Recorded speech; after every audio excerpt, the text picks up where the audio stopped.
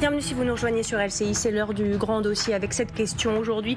L'Ukraine est-elle prête pour ce qu'on lui présente comme presque inéluctable des négociations de cessez-le-feu ou de paix avec la Russie, des concessions territoriales, voire la cession de tous ces territoires qui ont été conquis au cours de bientôt 3 ans de guerre? C'est la question qu'on va poser à nos experts sur ce plateau, à nos journalistes sur le terrain, à nos experts.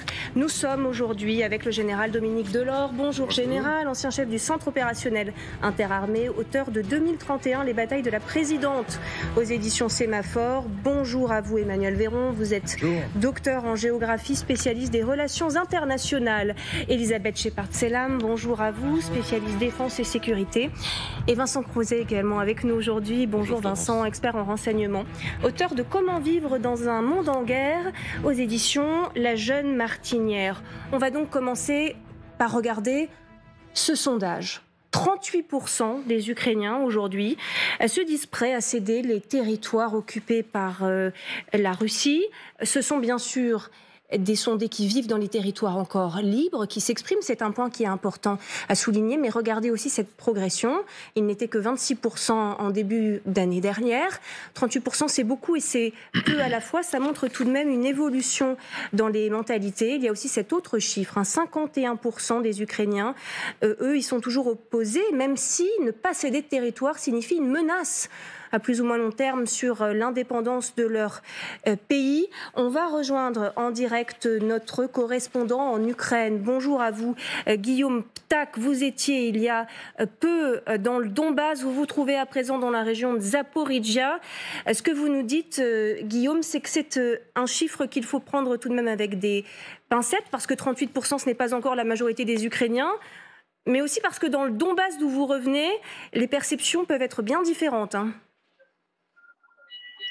Effectivement, oui. Peut-être paradoxalement, les habitants des régions les plus affectées par la guerre, donc j'étais récemment dans le Donbass et avant ça j'étais dans la région de Kharkiv, donc aussi région frontalière de la Russie et de la ligne de front, et beaucoup des habitants avec lesquels je me suis entretenu me disaient clairement qu'ils ne voulaient faire aucune concession territoriale à la Russie. La plupart d'entre eux estimaient tout d'abord que ça reviendrait à ce que le sacrifice des soldats ukrainiens soit en vain.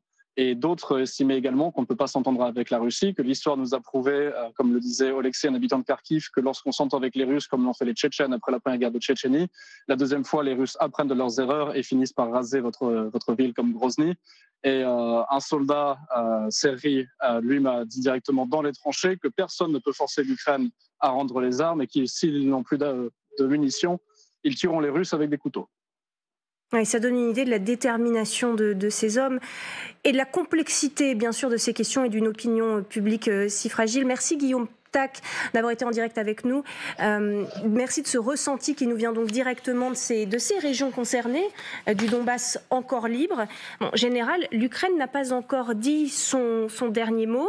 Est-ce que la population ukrainienne est vraiment prête à ce qu'on présente aujourd'hui comme quasi certain, c'est-à-dire après l'arrivée de Donald Trump au pouvoir, effectivement, un arrêt des combats? Comme souvent, après plusieurs guerres de suite, puisque ça a commencé en 2014, et puis plusieurs années de conflit, puisque maintenant ça fait 3 années de haute intensité, la population est coupée en deux.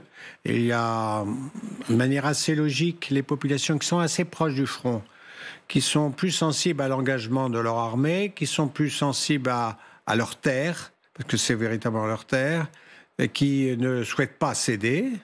Et inversement, ceux qui sont loin, ceux qui envoient leur père ou leur frère combattre dans le lointain Donbass à 1000 km, sont moins attentifs à une continuation des combats. Alors ça, c'est le premier point. Le deuxième, c'est il y a quand même aussi assez curieusement, les hommes devraient être plus volontiers pour la poursuite du combat. Or là, c'est pas du tout le cas, puisqu'il y a quand même une partie de la jeunesse qui ne porte pas véritablement une grande attention à l'engagement. Je parle des moins de 25 ans, qui manquent dans cette guerre, qui manquent dans l'armée ukrainienne, et qui, entre autres, ne manifestent pas un véritable engagement pour la poursuite de la guerre. Donc là, on a un problème qui est quand même assez unique dans les conflits que l'on peut voir depuis un siècle. finalement une rupture, un fossé entre deux Ukraines. On en a beaucoup parlé, y compris pour les combats, pour la population concernée par l'envoi au front et celle qui a pu y échapper. On a pu parfois, de façon un peu caricaturale, qualifier ça de fossé entre des nantis qui y échapperaient et des damnés qui eux, ne pourraient pas y échapper. Il n'y a pas que ce problème des nantis. Il y a aussi le fait c'est que plus on parle de négociations, plus la population va se scinder. Et donc ça, c'est là où on a une apparition d'une montée de gens qui disent bon maintenant ça va, on arrive aux négociations, de toute façon il faudra céder quelque chose. Grosso modo, il y a quand même ceux qui ne veulent pas aller jusqu'au bout de leur engagement et jusqu'au bout du combat mené par l'Ukraine pour retrouver ses terres. Oui. En tout cas, cette Ukraine à deux vitesses, notamment dans la poursuite des combats, dans ceux qui continuent aujourd'hui à lutter pied à pied face aux Russes. C'est ce que dénonce cet officier ukrainien qui s'exprime devant une caméra. Regardez. Si le fils d'un membre du Parlement était dans mon unité, que le fils d'un ministre combattait dans une autre unité et qu'un troisième, le fils d'un membre du cabinet ministériel, était dans une troisième unité, j'aurais les meilleures mines, les meilleures munitions. Je serais sur des positions moins exposées et mes soldats n'auraient pas de véhicules en mauvais état. Ils ne marcheraient pas sous les drones ennemis. Quoi qu'il en soit, ils auraient un équipement tout neuf. Pourquoi ? Parce que les dirigeants s'intéressent en particulier à la survie de ces soldats. Et ce papa, s'il aime vraiment son fils, n'accepterait pas qu'il reçoive de la mauvaise qualité. Il choisirait le meilleur avant de l'envoyer. Je pense qu'il vérifierait lui-même chaque munition, la livrerait au front et aiderait l'artillerie pour le couvrir. Comme ça, enfin, il deviendrait un véritable homme de la nation. Il y a une profonde division aujourd'hui, on le sent au sein de cette population ukrainienne. Il y a ceux qui ont du ressentiment parce qu'ils ont l'impression de s'être sacrifiés pendant que d'autres échappaient au combat. Il y a ceux qui veulent mettre fin à la guerre, y compris si ça signifie des cessions territoriales. Est-ce que le plus dur dans les négociations, dans la préparation d'éventuelles négociations, reste à venir? Est-ce que l'Ukraine est prête à cela véritablement, Emmanuel Véron? Le sujet des négociations, quelque part, de facto, échappera dans une certaine mesure à une bonne partie de la population. S'il y a négociation, il faudra voir sur quoi elle porte, qui est en jeu dans la négociation, quelles sont les puissances au niveau régional, et puis à une échelle internationale qui est derrière, c'est-à-dire des grandes puissances en fait. Le sujet, c'est ça, c'est indépendamment de la volonté des populations, on va se retrouver dans des situations qui peuvent être complètement contradictoires par rapport aux souhaits et à la volonté des populations. Non, je reviens sur le sujet qui est latent, qui est le sujet en fait soit de l'engagement, de la volonté, ce que vous aviez dit, les dialectiques des volontés, c'est-à-dire ne pas abandonner le combat, de continuer de tenir, de continuer de se battre coûte que coûte malgré tout, etc. Ce qui peut être un argument pour pencher dans tel ou tel pan de négociation ou partie à négocier, ça peut, si on a une population qui est assez déterminée ou en tout cas qui fait preuve de combativité, peut faire pencher un certain, une certaine surface de négociation, ça c'est pas du tout exclu. Et si on regarde effectivement sur la décennie qui vient de s'écouler, ou un peu plus maintenant, depuis 2014, on a des gens qui sont au combat en continu. Mmh. Beaucoup de morts, beaucoup de blessés, beaucoup d'usure, c'est ça le sujet. Mais pas un renoncement global, pas un renoncement complet de la population ukrainienne. Ce qui montre bien, le général le disait, cet attachement à la terre. Pourquoi on se bat ? Donc, si on revient à votre question sur l'idée de la négociation, il est évident qu'il y a un côté qui échappe à la population, mais on devra quand même tenir compte du fait qu'il y a des forces irréductibles qui continuent de se battre pour quelque chose qui est essentiel, c'est-à-dire ce qui est proche, ce qui est l'immédiateté, sa terre, sa famille, ses fratries, etc., pour soi. Ça, c'est un vrai sujet. C'est un vrai sujet. Cette dialectique des volontés et ce non-renoncement, la continuité dans le temps du combat. On est en ligne avec Bogdana Fedin. Bonjour à vous, vous êtes journaliste franco-ukrainienne. Le ressenti que vous avez, vous, au-delà des chiffres de sondages qu'on a pu donner, c'est 38% d'Ukrainiens prêts à des concessions territoriales. Ce que vous ressentez, vous, autour de vous, c'est quoi ? Alors, premièrement, je veux bien revenir sur les chiffres. Le sondage a été fait, donc il y a 2000 personnes qui ont été sondées, dont 985 qui ont eu cette question directement posée sur la renonciation au territoire. C'est-à-dire que, effectivement, on peut se douter sur la représentativité de ces chiffres. Autour de moi, si on parle en fait de la région de Kiev, où économiquement c'est une grande région attaquée d'une manière régulière, mais ça tient toujours. C'est difficile, mais le moral tient. Lorsqu'on parle de territoires qui sont plus proches de l'Est, lorsqu'on parle de famille, bien évidemment, c'est très dur. Parce que lorsqu'on a des hommes, l'infanterie qui tient sur les épaules pendant 3 ans la ligne de front, c'est très difficile, sachant en fait qu'il y a très peu en fait, de temps pour se rétablir, pour se réhabiliter et puis repartir. Donc effectivement, il y a une fatigue. Il faut l'admettre. Cependant, les Ukrainiens, ils vont pas renoncer, et ça a été mis en fait en clair dans le sondage. Ils vont pas renoncer au territoire sans les garanties de sécurité fortes, c'est-à-dire l'adhésion à l'OTAN et l'adhésion à l'Union européenne. Ce sont les deux facteurs en fait qui, à l'heure actuelle, peuvent garantir la stabilité et la sécurité de l'Ukraine à long terme, parce que les ambitions impérialistes de la Russie ne vont pas cesser, et ça on le voit en fait dans les liens qu'ils tissent avec l'Iran, avec la Chine, ça on voit avec les choix qu'ils font en termes de partenariat avec la Corée du Nord. Ça on le voit en fait sur le terrain également. Dans la région de Kursk, et on n'exclut pas en fait que les soldats nord-coréens peuvent en fait aller sur les territoires ukrainiens. Donc les Ukrainiens, ils vont pas renoncer au territoire comme c'était et faire en fait un deuxième mémorandum de Budapest signé en 1997 qui n'a pas abouti en fait en 2022 aux garanties en fait stables. Oui.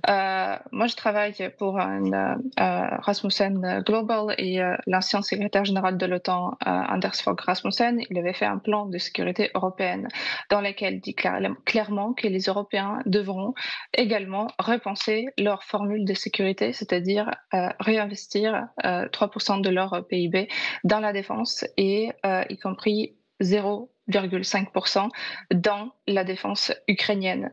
Ça voudrait dire que les Européens, ils vont également repenser et refaire leur sécurité et leur production en fait d'armement. Pourquoi c'est important ? Vous allez très loin dans la réflexion déjà, Bogdana Fedoun, mais pour revenir sur l'acceptabilité, on va dire, d'éventuelles négociations, que ce soit pour un cessez-le-feu ou la paix, ce chiffre de 38%, même s'il faut le prendre avec des pincettes, nous dit tout de même que l'opinion publique ukrainienne progresse. Ça, c'est bien sûr pris en compte aussi aujourd'hui, Vincent Crouzet. Elle progresse, vous voulez dire, vers la paix, Florence, enfin vers l'acceptation, vers l'acceptation d'une possibilité de concession territoriale à la Russie, qui semble aujourd'hui la seule possibilité dans le cadre de négociations pour un cessez-le-feu. Il y a une autre question qui se pose concernant la concession. Ça va être l'acceptation aussi des populations de ces territoires occupés, de ces oblasts, quand l'Ukraine va s'ouvrir au reste du monde et va se reconstruire. C'est-à-dire que d'un côté, on va avoir une Ukraine qui va être ouverte vers l'Europe, avec un immense chantier, avec de l'emploi, avec de nouveaux secteurs qui vont émerger en Ukraine, toute une jeunesse qui va en profiter. Et de l'autre côté, on va avoir des populations coincées dans des oblasts, qui vont être soumises à des restrictions de circulation, qui ne pourront pas voyager, qui seront dans des territoires relativement contraints. Et donc, en fait, il y aura une grande frustration de la part de ces populations-là. Et je pense qu'il faut aussi, je ne sais pas si dans quelques mois, si demain la paix arrive et qu'effectivement l'Ukraine est coupée en deux, il faudra aussi poser la question à ces gens-là. Est-ce que vous préférez être dans une société ouverte, proche de l'Union européenne, ou alors dans une société fermée, avec des obligations de se déclarer pour voyager, etc. etc. À l'heure actuelle, même si c'est une question qui se pose chez les jeunes Russes sont en train de se poser des questions, parce qu'ils ne peuvent pas voyager librement, ils sont obligés, pour voyager à l'ouest, de passer par la Turquie, de faire 20 heures de voyage pour sortir, sans être sûr de revenir. Donc vont se poser toutes ces questions-là. Oui. La question, c'est aussi de savoir si l'Ukraine va se présenter dans une position de force, en tout cas relative, face à la Russie dans le cadre de possibles négociations. C'est vrai que les chiffres récents qu'on a sur des désertions, notamment au sein de cette brigade Anne de Kiev qui a été formée en France, dont 1700 soldats auraient déserté avant même le premier coup de feu, donne l'impression d'une démotivation au sein de troupes qui parfois sont mobilisées, même si ces chiffres sont bien sûr pour l'instant à prendre avec des pincettes, on va y revenir. Kadi, les Ukrainiens ont perdu beaucoup d'espoir. Quel est leur état d'esprit aujourd'hui ? On le voyait, une progression dans l'acceptabilité de concessions territoriales déjà. Oui, alors effectivement, ce sondage de 40% des Ukrainiens qui seraient prêts à faire des concessions pour arriver à la paix, il est assez incroyable. Et ce qui est intéressant, Florence, c'est de faire le comparatif avec 2022. Regardez quel était l'état d'esprit de la population au début de cette guerre. 73% des Ukrainiens étaient prêts à se battre jusqu'à la victoire. Nous étions donc en mars 2022. Il faut dire que si on met bout à bout l'évolution sur le champ de bataille, l'avenir de la guerre en Ukraine paraît totalement incertain. Vous allez voir les réalités, regardez. L'évolution de la situation en Ukraine. Vous voyez ce tableau entre 2022 et 2024, il a à peine bougé. Cette ligne, elle reste désespérément droite. Il n'y a eu pas réellement de perte ni de gain. En tout cas, ce qui a été perdu a été regagné et vice-versa. Les réalités de la politique étrangère, Florence, elles ne vont pas dans le sens le plus positif pour le pays. Et en l'occurrence, la capacité de l'Ukraine à soutenir le combat. Dans toute l'Ukraine, la population est acculée par des conditions de vie extrêmement difficiles, surtout en ce moment, on est en plein hiver, et ils attendent un accord de paix rapide. D'ailleurs, souvenez-vous, en septembre, Volodymyr Zelensky avait déclaré que la fin de la guerre était plus proche que beaucoup de gens ne le pensaient. Regardez cette citation de Volodymyr Zelensky. Je pense que nous sommes plus proches de la paix que nous le pensons. Nous sommes plus proches de la fin de la guerre. Alors on ignore, Florence, dans quelle mesure son message a été vécu, en tout cas cru, par les Ukrainiens. D'autant que le pays, Kadi, continue de se vider d'une part de sa population. Effectivement, vous l'évoquiez tout à l'heure, Vincent, les jeunes hommes surtout. J'ai retrouvé un article de The Economist qui explique la terreur dans laquelle vivent ces jeunes qui ne veulent pas partir au combat. Il y a une statistique très importante, là aussi, regardez, depuis 2022, dans cet article de The Economist, il est estimé à 650 000 le nombre d'hommes en âge de combattre qui ont quitté l'Ukraine. La plupart, évidemment, vous l'avez évoqué, par des moyens illégaux. Dans cet article, il y a aussi un témoignage saisissant. C'est celui d'un certain Vladislav, il a 24 ans, et lui aussi, il a commencé la guerre avec un esprit comme ça de patriote convaincu, et puis petit à petit, il a déchanté. Il a vu les hommes de son entourage ne pas revenir, qui sont partis au front vers l'Est, et puis qui peu à peu sont tous morts. D'autant que l'abaissement récent de l'âge minimum de la mobilisation, vous le savez, de 27 à 25 ans, Vladislav, il en a 24, donc là, ça s'appliquera bientôt à lui. C'est un défi supplémentaire. D'ailleurs, sa famille lui dit et l'exhorte à rester loin des officiers de la conscription qui rôdent dans les rues d'Odessa. C'est là qu'il vit.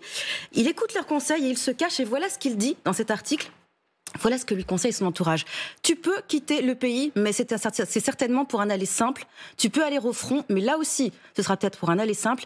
Ou alors tu peux rester ici et vivre dans la peur au quotidien. Alors ici, certes, c'est un cas particulier, mais celui de ces jeunes hommes, cet état d'esprit, il représente bien le cas général des Ukrainiens. Ouais. Bon, c'est sûr que ce sont des situations individuelles qui sont tragiques, mais il y a quand même une armée qui est toujours en train de se battre sur le front, de résister aux Russes. Est-ce que le tableau qu'on est en train de dresser, Elisabeth Shepard-Selam, est trop pessimiste, ou est-ce qu'effectivement même la perspective, pourquoi pas, d'un arrêt des combats, d'un cessez-le-feu est en lui-même un démotivant pour ceux qui sont aujourd'hui envoyés sur le front? Ce que je veux dire, c'est est-ce que la perspective d'aller se battre et de peut-être mourir alors qu'un accord va bientôt être conclu n'est pas totalement décourageant? Non, je pense qu'on est quand même... Enfin, moi, au lieu de dire pessimiste, je dirais plutôt réaliste. Je pense qu'on est dans une guerre qui a quand même qui commence à durer, comme certaines disaient tout à l'heure. On est sur le 3e année. Je pense que c'est pas la première fois qu'on entend des jeunes hommes qu'on a interviewés, des jeunes hommes qui disent on n'a pas envie d'y aller. Ouais. On a quand même vu les 2 premières années de la guerre un certain nombre partir, même un grand nombre partir. Donc c'est pas nouveau et je pense pas que c'est lié en soi à la perspective des négociations éventuelles dans le contexte actuel. Oui.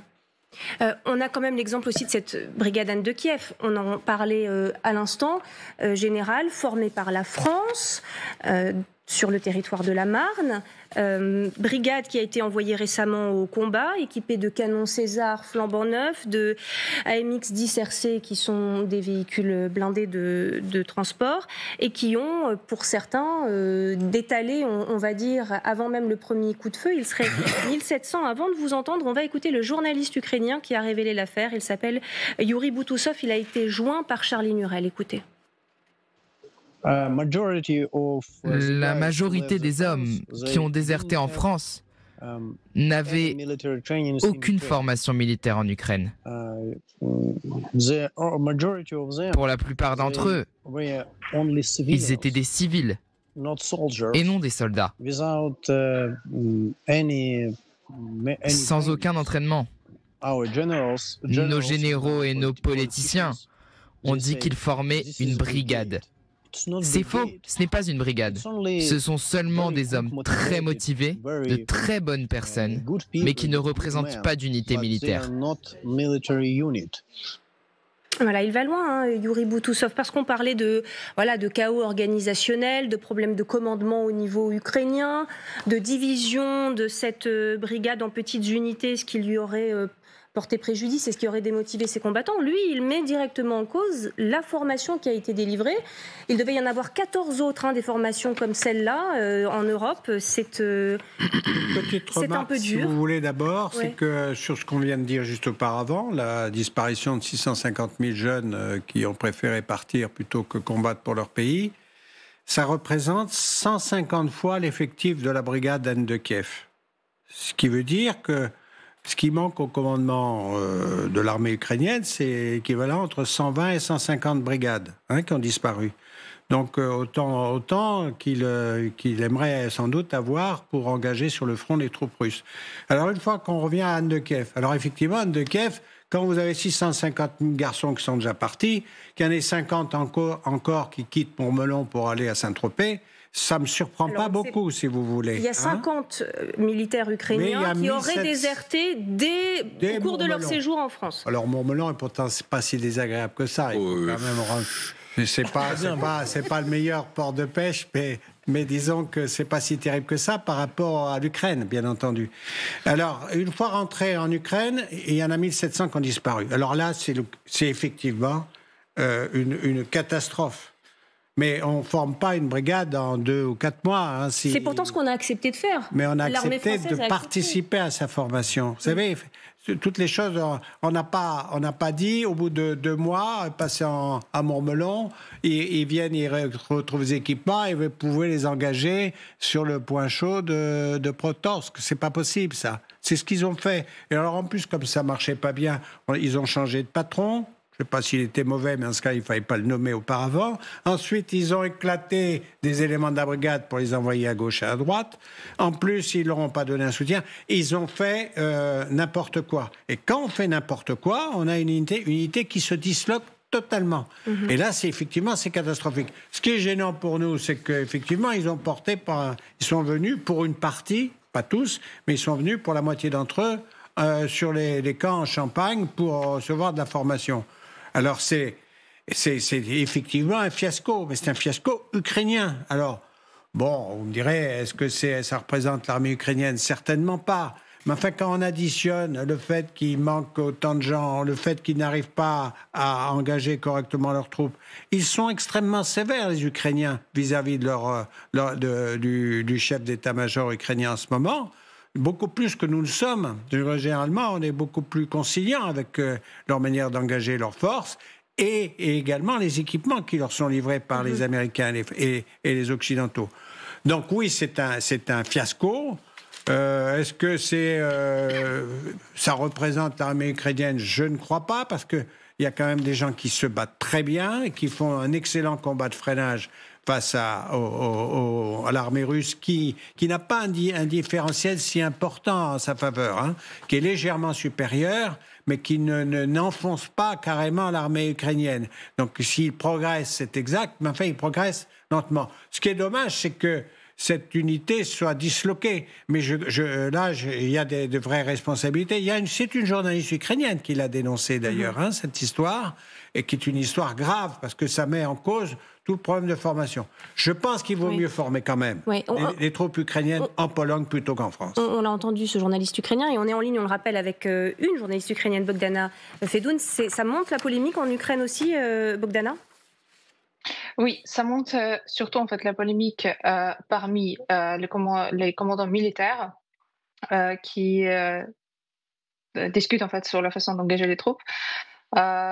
N'ayant pas de formation militaire et d'autorité de commenter le chef d'état-major ukrainien, je ne rentrerai pas dans les commentaires en fait sur l'engagement et sur la façon en fait de disloquer les troupes.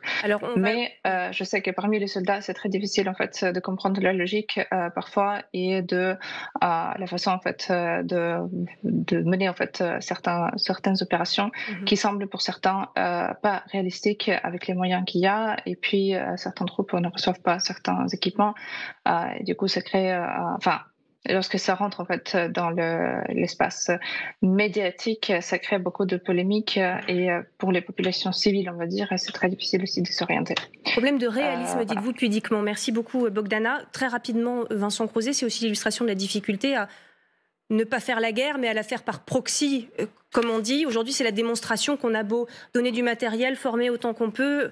En fait, tant qu'on n'est pas sur le terrain, on ne peut finalement pas grand-chose.